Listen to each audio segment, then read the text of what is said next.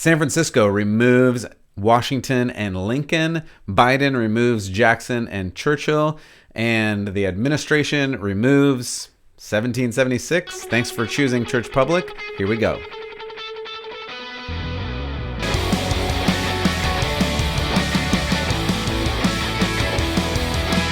All right, thanks for choosing Church Public. I am really glad that you did. This is a labor of love. If you feel like supporting us, we would really appreciate that. You can go to churchpublic.com/support. You can pray for us. That's the biggest thing. Just pray that this message gets out there because I think it's a really good message. We are going to be doing biblical truth. We'll have some episodes about just that. We'll be mixing biblical truth in with the realities that are going on in this world, news, government, all those other things, because church and public are not supposed to be completely separate. Our lives are in the real world, and therefore, as a Christian, as a follower of God, maybe you're not even a follower of God yet, but you're curious. As a follower of God, we need to be in the world. Jesus tells us to be in the world and not of it. So please go and support. I really appreciate it, and it helps us to do better and more content for you. Again, thanks for joining. You can check us out on social media at Church Public on all of the regular spaces. You can subscribe and like on iTunes, Spotify, YouTube, and as always, thanks for supporting. All right, so today we're talking about some news things. Poor Abraham Lincoln, poor George Washington have now been canceled in the city of San Francisco. Their names, boom, booted right off of those schools. And for various reasons. So we're going to get to that. It says there are 44 schools with controversial names that are going to be removed in the San Francisco Bay Area of California. And names like Abraham Lincoln, George Washington, Theodore Roosevelt, Herbert Hoover, poor Paul Revere. I mean, 2F by land or 2F by sea. I'm going to have to look that up. I'm sorry. I don't remember which one it is. At any rate, Paul Revere, very helpful in the Revolutionary War. He's out. Sorry. Thomas Edison, he was a great guy. He's out. And even poor Senator Dianne Feinstein of California, she also is out. It seems like the end is nowhere in sight. We're just going to keep getting rid of people until, I don't know, all the people are gone. We're going to have to stay tuned for that. So we'll talk more about the specifics in just a second, but this all made me think about, of course, George Orwell. If you haven't already, read George Orwell's 1984. It's a great book. It's a little bit it's a little bit creepy. I mean, it was written now 80 years ago, I think. I'm not the best at math, but you can look that up. Anyway, a long time ago it was written, and he was criticizing some communist thoughts and communist ideas, and his thoughts seem to be pretty spot on even to today. I'll read you this excerpt. Quote, "Every record has been destroyed or falsified. Every book has been rewritten. Every picture has been repainted. Every statue and street building has been renamed." Sound familiar? "Every date has been altered. History has been stopped. Nothing exists except the endless present in which the party is always right." End quote. That was George Orwell from 1984.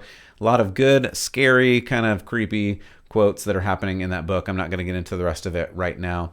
We'll probably talk about it more later, but it reminds us of what is going on. And again, this was decades and decades ago, but we're still doing this thing. We're still removing some of the parts of history that I guess we don't like.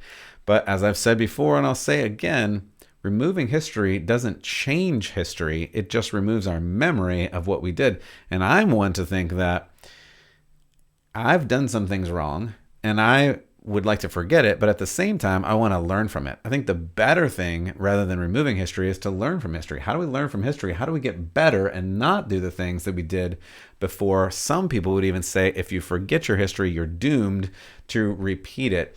And I, for one, certainly don't want to repeat a lot of the things that have happened in history. So let's learn from that. But instead, that is not the tack that we're taking. We are instead removing everything, every part of history that is in any way offensive or, as this said, quote, controversial.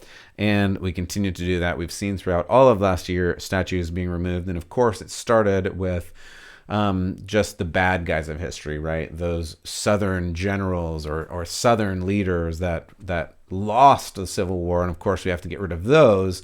And then some people, maybe even presidents, said, hey, they're going to come for George Washington. They're going to come for Abraham Lincoln. And the media, the left said, they scoffed and said, oh no, like we love those guys. We're not going to get rid of those guys. Well, here we go. Continuing on. Poor George Washington, poor Abraham Lincoln, they're out. This is what they said about Lincoln. Quote, he did not demonstrate that Black lives mattered to him. End quote. It just makes me sad. I don't even know where to start here. I mean, he sponsored the amendment to end slavery, Emancipation Proclamation. He presided over the Civil War fighting to end slavery. But sure, I guess he really didn't actually say the words Black Lives Matter. Maybe he did. I don't know. It's not written down. So for that, he's out, canceled, take his name off the statues and off of the schools. He is not allowed to be part of America. So that's a thing that happened. Another thing is we installed a new president. Biden is now the president, and he made some changes to the Oval Office, as many presidents do. I think they're interesting changes. Here's a couple of them. He removed a portrait of Andrew Jackson and the bust, the head of Winston Churchill. Now, poor Churchill, he does get booted every time a Democrat comes into office.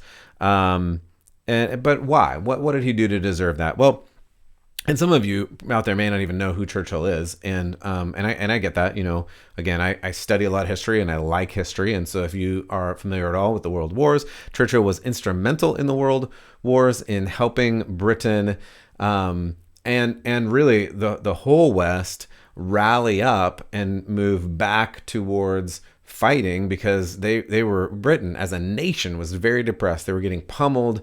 They at one point, you might say, were even losing. And Churchill is credited by some of his incredible speeches of pushing the whole nation, and again, maybe even you'd say the whole West, towards what ultimately was victory over the Nazis, which I think is an incredible achievement. First and foremost, so to remove him from the seat of Western democracy in the Oval Office, to me is kind of sad. And in fact, he gave one of my favorite speeches. And this is just a quick excerpt from it. He says, "Never give in, never give in, never, never, never, never." I just love repetition in that. So good, right? He said, "In nothing, great or small, large or petty, never give in except to convictions of honor and good sense. Never yield to force, never yield to the apparently overwhelming might of the enemy." Even that thing at the end, right? His words were chosen so well that you feel like the enemy is winning. Maybe you feel this today. You feel like the enemy is winning, but is it only apparent? Are they only apparently winning? Are they really winning? For us Christians, we know that God has, in fact, already won, and we're just here doing his work, the work that he has for us and has set apart for us ahead of time until he comes again. But Churchill, great leader and great guy who gave all those speeches and was really good about that. I suspect, though, that the real reason he was booted was because of his Christian worldview, his Christian biblical worldview. He said this: "Since the dawn of the Christian era, a certain way of life has slowly been shaping itself amongst the Western people, and certain standards of conduct and government have come to be esteemed."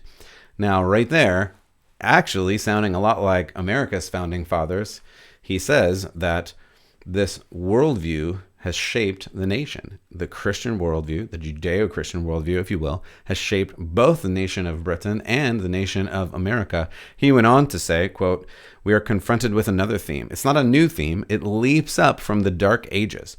Racial persecution, religious intolerance, deprivation of free speech, the conception of the citizen as a mere soulless fraction of the state. To this has been added the cult of war. Children are taught this in their earliest schooling," end quote. And there's a little bit of abbreviation that I did in there for time. You can go and read or listen to the full quote there. But you hear a lot in that. And maybe, again, this is 80 years ago now, again, but it could read like today, right? Religious intolerance, deprivation of free speech. We're seeing that all over social media. And the conception of the citizen as a soulless fraction of the state. What great language, right? But in other words, you're just a part of the body politic. You're not an individual. You're not a soul. And in the kingdom of God, on the contrary, you are a soul. You are a huge member of God's kingdom. You're made in the image of God, and that's super important. And it's super important to hold on to and keep track of. So Andrew Jackson was also removed and replaced with Ben Franklin. Nothing against Ben Franklin. He wasn't actually a president. He was a great guy. He was involved in the founding, and so I like him. But I think Andrew Jackson was removed because he was a populist president. Trump actually liked Andrew Jackson, so he probably was too, at this point, connected with Trump, which is super weird to say, but maybe that's why he was removed. I couldn't tell you. He wasn't my favorite president by any means, but apparently we don't like him, and he's canceled. Anyway. So Churchill, however, seems to have been replaced by the lovely Cesar Chavez. He was United Farm Workers. He also did some interesting things with some religious.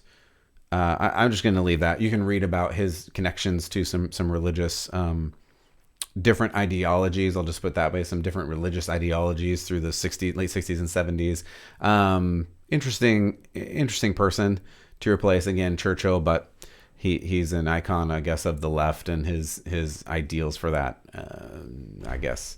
So anyway, I would have chosen Churchill over Chavez, but those are things that are happening. I think the biggest thing for me, the biggest change that's happened is this 1776 commission has been removed. It was booted out first day in office for President Biden.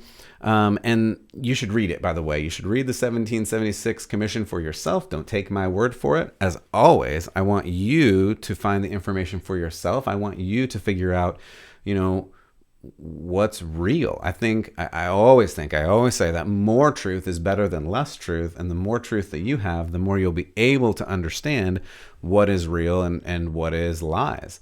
Rather than, as we've seen on social media, and I have a whole episode about that, but we've seen on social media that they're trying to protect us from the bad things by not letting us read the information for ourselves. I don't think that's right. I think we should read more things and then make our own determinations, because in general, we're fairly smart people and we should be able to figure those things out. At any rate, 1776 Commission. If you haven't seen it, if you have trouble finding it, you can go to churchpublic.com/news. I will link the article there. And I think you can even download it as a PDF from that site, just in case it disappears from the internet, which at this point, who knows? It might. The 1776 Commission is not a whitewashed history. It gives a perspective of history, a perspective of the good and the bad and the ugly of what happened in history. And that there was slavery, there was inequity, there was a lot of problems in our past, in the past of America. However, the goal of America in 1776 was to be separated from, for instance, the King of England, who mandated slavery when certain of the founding fathers asked the king to let go of their slaves. He said no, and you'll go to jail for your life or be killed if you release your slaves, right? So it wasn't as easy. We look back and say, well, why didn't they just free all their slaves? It wasn't as easy as you think. And we look back and go, well, sure, you should have just done it. But if you and your whole family would have been killed by doing that, like, that makes the situation a little bit harder. And we also look back and think, well, America was the only nation in the history of the world that had slavery. And actually, the opposite is true.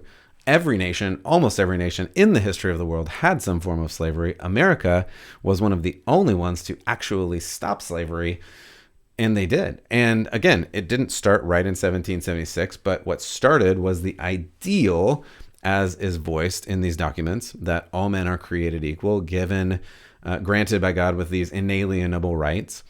And that ideal led to this really terrible, bloody Civil War. And that Civil War and the amendments that followed freed the slaves. And then more things happened, and that led to the 60s and more rights. And we keep moving in that direction of doing better, and we want to keep doing better, but it's a little bit myopic to look back and say, hey, we're so much better now and they were so much worse then. It just makes me a little concerned that the very first day of this new leader removes this history, because this history did happen. And again, pretending it didn't happen doesn't remove it from reality. It just means we don't learn from it and grow from it and don't do the bad things and help do the good things, right? And repeat those and think about the ideals and the fact that, again, as mentioned in the documents, we are all created equal. And that's only mentioned in the documents. It's not founded by the documents. That comes from God himself. God says that we are created in his image. That's from the very beginning, from Genesis even. Right. And so it's important. It's important for us to know these things. It's important for us to work into these things and try to live up to the ideals that God has set before us, and that up until now, the government has protected in this world. Right. And it is also kind of foolhardy to look back and say, we're so much better than they were. And I guess we don't have to grow, or we can look back and say we're more perfect. And I think that is misguided at best, and really poorly formed logic at worst, right? It's we're no better than they are. We're just humans. We're just people, and we are flawed, and we are broken, and we will be looked back on to see how did we do, and will we be in the place where, you know, we did good things on this earth and will be remembered for those? Or will we, like poor Abraham Lincoln and poor George Washington now, also be canceled? My sense is, for the majority of people, we're not quite like Abraham Lincoln or George Washington. I know I'm not.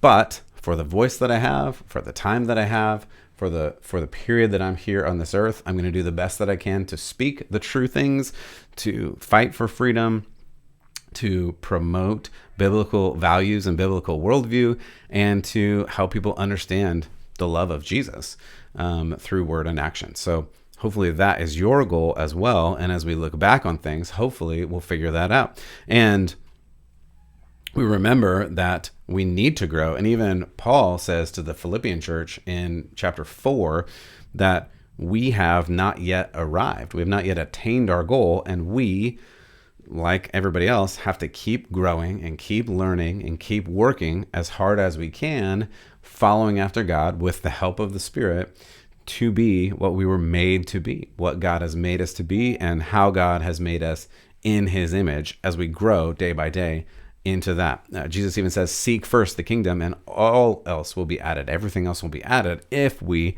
look after God and we work towards that end. And we can do this. We can do this because we have the power of God inside us when we accept Jesus into our heart. So I hope that as you accept God and as you follow after God, that you will continue living in the truth. You will continue living in the true things, and you will avoid these weird false things, and you will allow yourself the grace that you need, the mercy that you need, and you will offer to those that are struggling the grace they need and the mercy they need, because it goes both ways. We need to be the channel of God's love to this world, because this world really, really needs it, right?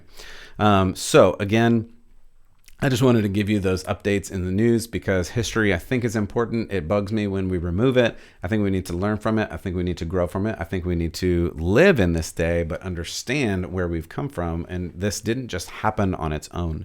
This freedom doesn't just happen because humans are amazing, and if we just sat around on the couch all day, we would have prosperity and freedom. It comes from hard work. It comes from hard choices. And we're at a point in history where we've lived kind of, I want to say fat and happy because of the people that have gone before us. And now we have to work. We have to work hard, and we have to give these ideas out and try to share this truth as much as we can. That's why I'm doing this. That's why I appreciate any help and support, and especially prayer. You can go to churchpublic.com and help us out there. You can listen to any of the other episodes. This actually happens to be the 50th episode. So glad that you have joined us today. I am praying for you I pray that God blesses you. And as always, I hope that you keep the faith. We'll see you next time.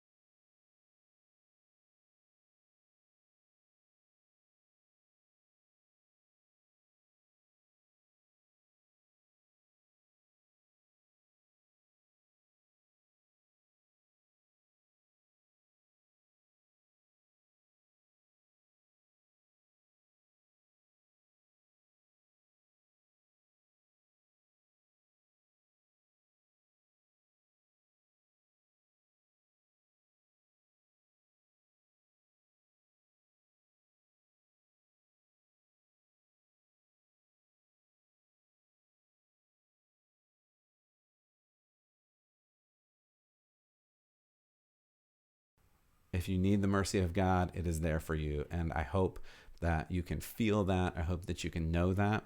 As always, I thank you for tuning in. Hopefully you have made it this far. God bless you and keep the faith.